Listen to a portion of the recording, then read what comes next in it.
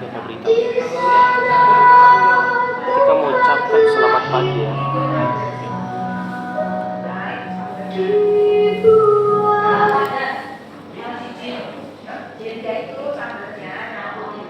Satu, kamu ucapkan selamat pagi dulu ya. Selamat pagi Bapak Ibu Guru.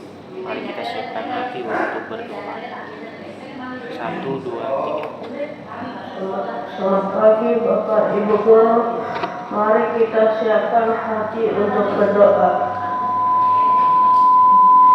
In the name of the Father, and of the Son, and of the Holy Spirit. Amen. May the sacred heart of Jesus be loved everywhere, now and forever. Amen. Our Lady of the Sacred Heart, pray for us. Our Father who art in heaven, hallowed be thy name. Thy kingdom come, thy will be done on earth as it is in heaven.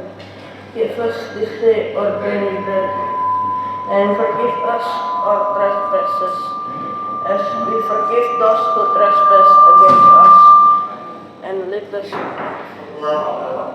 us not into temptation, but deliver us from evil. Amen. Renungan pagi hari ini diambil dari Injil Lukas 4 ayat 38-44. Setelah meninggalkan rumah ibadah di Kapernaum, Yesus pergi ke rumah Simon. Adapun ibu mertua Simon sakit demam keras, dan mereka meminta kepada Yesus supaya menolong dia. Maka Yesus berdiri di sisi wanita itu, lalu menghardik demamnya. Segera penyakit itu meninggalkan dia. Wanita itu segera bangun dan melayani mereka. Ketika matahari terbenam, semua orang membawa kerabatnya yang sakit kepada Yesus. Ia meletakkan tangannya atas mereka masing-masing dan menyembuhkan mereka. Dari banyak orang keluar juga setan-setan sambil berteriak, "Engkaulah Allah." Tetapi dengan keras Yesus melarang mereka berbicara, karena mereka tahu bahwa ia Mesias. Ketika hari siang, Yesus berangkat ke suatu tempat yang sunyi, tempat orang banyak mencari dia. Ketika menemukannya, mereka berusaha menahan dia, supaya jangan meninggalkan mereka. Juga kota-kota lain, aku juga mewartakan Injil Allah, sebab untuk itu aku diutus, dan ia mewartakan Injil dalam rumah-rumah ibadah di Yudea. Renungan, Paulus dalam bacaan pertama bersyukur kepada Allah, karena pengikut Kristus di Kolose telah berkembang dalam iman, harapan, dan kasih. Ini berkat usaha mereka yang telah memberitakan Injil dengan setia. Kita patut bersyukur karena kerja keras para pewarta Injil. Kita boleh mengenal Injil dan menjadi pengikut Kristus dalam gereja Katolik. Namun, pewartaan Injil tidak boleh berhenti dalam lingkungan atau kelompok kita saja, tetapi ke seluruh dunia. Kita mempunyai tanggung jawab untuk mewartakan Injil ke tempat lain, seperti yang dilakukan oleh Yesus dalam Injil hari ini.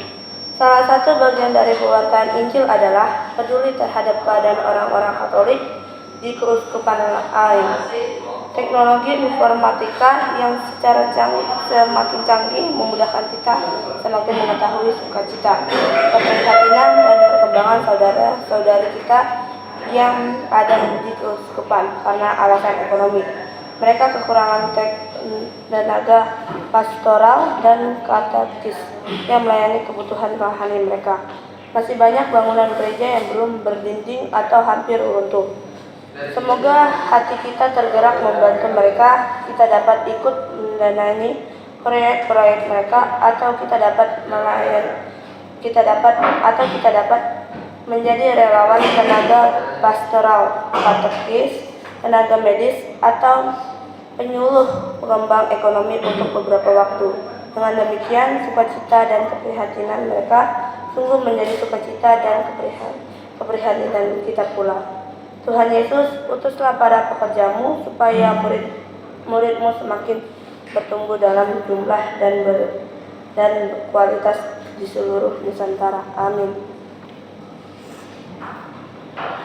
Hail Mary, full of grace, the Lord is with thee.